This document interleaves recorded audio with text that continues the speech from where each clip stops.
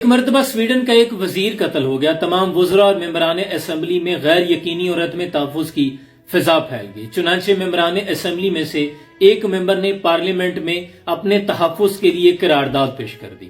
اس قرارداد کا مقصد تھا کہ تمام ممبران اسمبلی کی جان کے تحفظ کو یقینی بنایا جائے اور پولیس کی جانب سے ہمیں سیکیورٹی اہلکار فراہم کیا جائے۔ اس قرارداد پر بحث ہوئی، بعد میں ووٹنگ ہوئی۔ یہ قرارداد اکثریتی رائے سے مسترد کر دی گئی۔ بڑی اچنبے کی بات ہے کہ پارلیمنٹیرینز نے اپنے ہی حق میں بننے والے بل کو مسترد کیوں کر دیا۔ اس سے زیادہ اچنبے اور حیرانی کی بات تھی جب سپیکر نے رولنگ پڑھنا شروع کی۔ جب ووٹوں کی گنتی مکمل ہو گئی تو سپیکر اسمبلی نے رولنگ پڑھنے سے پہلے اپنی ریوالونگ چیئرز کو دائیں جانب موڑا اور قریب کھڑے پارلیمنٹ کے سیکرٹری سے مخاطب ہو کے پوچھا، کیا ہمارے پاس اتنے وسائل موجود ہیں کہ ہم اپنے ملک کے ہر باشندے، بزرگوں، بچوں، جوانوں، مرد و عورت کے لیے سیکیورٹی اہلکار فراہم کر سکتے ہیں؟ تو پارلیمنٹ کے سیکرٹری نے سر جھکایا اور کہا، نو سر۔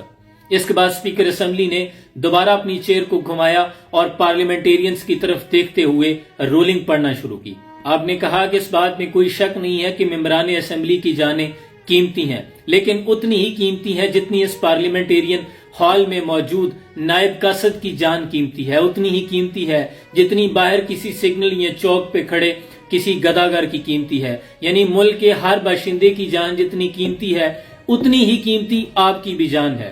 جب تک ہم اپنے ملک کے ہر باشندے کو پرسنل سیکیورٹی فراہم نہیں کر سکتے تب تک ہمارے پاس اتنے وسائل نہیں ہے کہ ممبران اسمبلی کو پرسنل سیکیورٹی فراہم کریں، لہٰذا یہ بل مسترد کیا جاتا ہے۔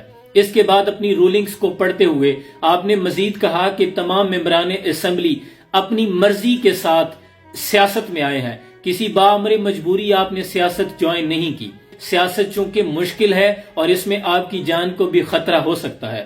اگر آپ تمام ممبران اسمبلی کو اپنی جان کا کوئی خطرہ ہے تو آپ سیاست کو چھوڑ کر کوئی اور کام کر سکتے ہیں۔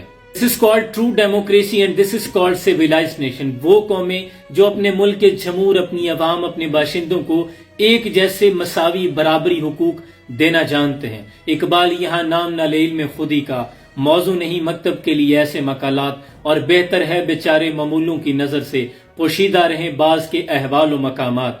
تو ادھر ادھر کی نہ بات کر، یہ بتا کہ قافلہ کیوں لوٹا، مجھے راہزنوں سے گلا نہیں، تیری رہبری کا سوال ہے۔ سلام پاکستان۔